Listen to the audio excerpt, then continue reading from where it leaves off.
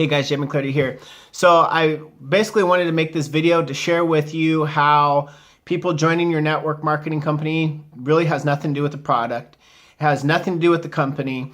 It has everything to do with controlling processes of information, your vision and connection, and relationships. And it's very simple. The first minute of this video, I'll disprove that I'll actually prove to you how it has nothing to do with the product or the company whatsoever.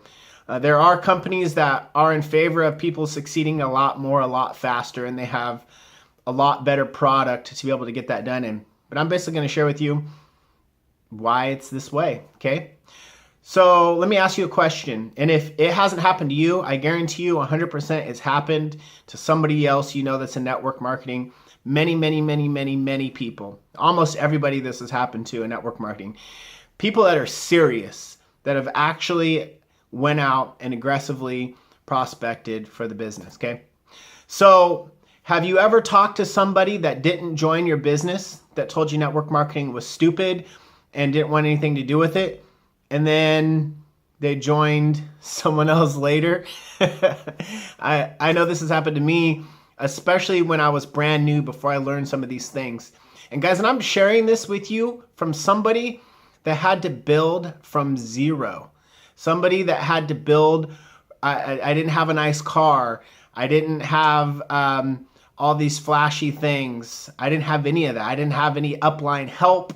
I didn't have anybody to put people in my organization. I didn't have any of these things. This is coming from someone that actually had to do what the 99.9% of people are going to have to do, and the way they're going to have to do it in this profession. And that is, most people aren't going to have upline help. Most people don't have a fancy car and a nice watch. Most people don't have an upline putting people in their organization. This is starting from zero. And these are the things that you learn along the way. And then it's also good to study people that have also done this. I've also studied people that have built massive organizations that basically tell me exactly what I learned throughout the way. Now, if you could just, I don't learn this way. I have to fall flat on my face for it really to sink in. But it's a lot better, and you're a lot better, I wouldn't say student, but you're a lot better entrepreneur if you can take someone else's mistakes, implement what they say. You don't have to go prove it yourself that it works or doesn't work. You just do it and get the result, okay? So again, have you ever had someone that you sat down with and shared your business with and they didn't join, right? And a couple months later, you see them in someone else's business? I'm gonna explain why this happens, and it basically proves that you don't have to have the best products or the best compensation plan. This video is going to be a little bit biased to my company, so if you're with a different company, please forgive me, but I know that our product is the most superior health and wellness product in the world. It isn't just in-house studies. It's third-party study validated by the PDR, and there's nothing more validated to boost your immune system than this. I've seen people on my team go through this. I haven't so much gone through this because I've learned this process and I understand what I'm actually selling to people. So I don't really go through this as much as maybe a new person would. So I'm going to share with you maybe what a teammate of mine might go through. You know, they sell the facts really hard. They sell that our product boosts the immune system, 437%. They sell how we have products that one company might only have that one product and they built that whole company off that one product. We have that product and other products and then more products and more products. So we have an advantage of a diverse product line, right? We have the #1 immune product in the world. It's validated by the physician's desk reference. There's more doctors in this company than your hospital, right? It's got one of the highest, if not the highest pay plan in the industry. So we know these facts and we share these facts with people. And honestly, if they don't have a reference point, it really means nothing. If they don't know all the other network marketing companies in the industry, excuse my language, are crap, or their products are junk, or their or their compensation plan is junk, they don't have these references, right? So the only thing that you're really going to move them by is your vision and connection with them, the relationship that you build, and your personal branding or the branding of your team. Okay, branding is everything, is absolutely everything. So maybe you've talked to somebody that's in a different company, and you know they have a crappy compensation plan.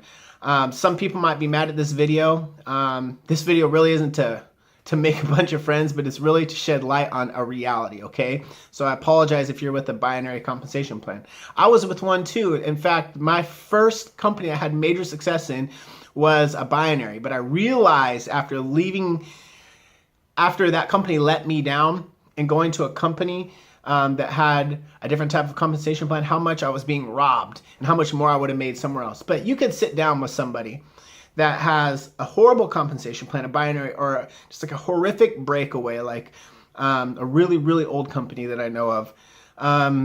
Their products aren't special, but there's no way that you are recruiting them from that company to yours, even though they're going to make 10 times more money, even though the product is 100 times more valuable in the marketplace, they're still not coming.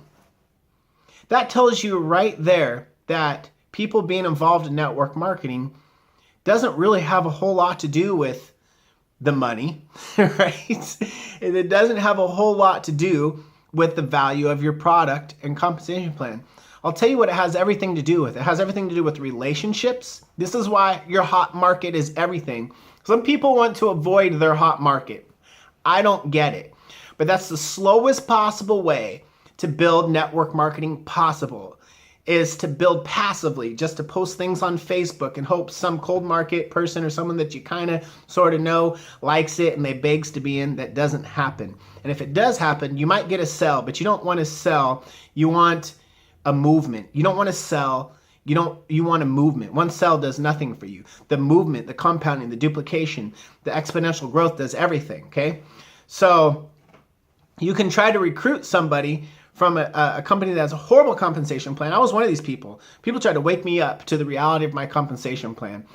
And then products that are inferior, just flat out inferior. Maybe they're junk. There's 1,000 other network marketing companies that have that product or similar type product, okay?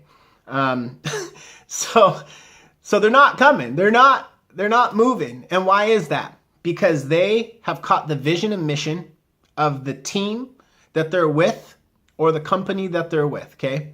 Now I'm going to share with you why it's more valuable to brand a team than maybe yourself, and a team rather than a company. But let's get back to why people join, okay? Let me say it again.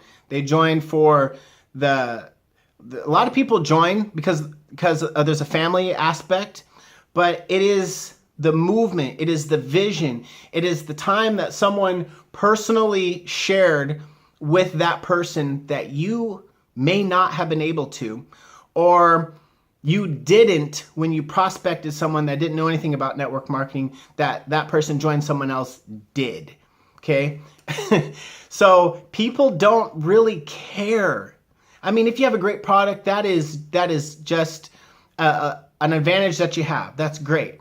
But understand that is not going, the facts are not why people join. People join because they're emotionally moved, and then they validate it to themselves later with logic, with facts, with all these things to validate how they felt. So your job is to paint a vision for people, move them emotionally, build a relationship with them, and then, yeah, you'll give them a couple facts here and there, which sets you apart, but then they'll validate it themselves later. So the facts are not what does it. Your compensation plan is not. I know there's people in companies that will never make money because their compensation plan is so horrible. They have never made money.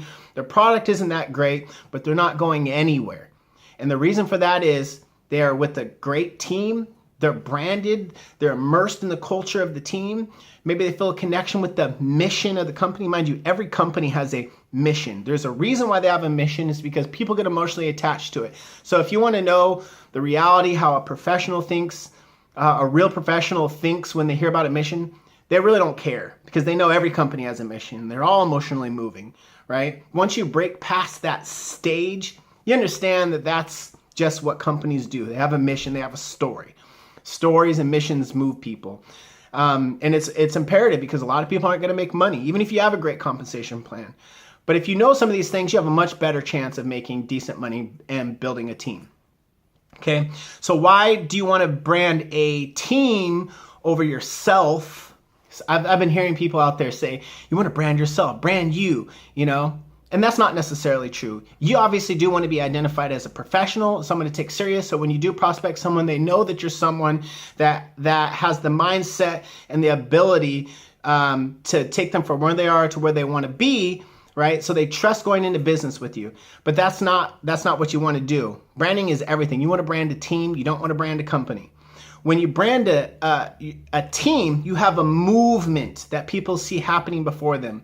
But then you also don't have a company name attached to that, so people won't Google the name of that company and come up with a preconceived notion of what it is that you're doing. You have no control over the process. You don't have a chance to sit down with that person, connect the vision, because the facts don't move them. It's the vision and connection that you make with that person personally.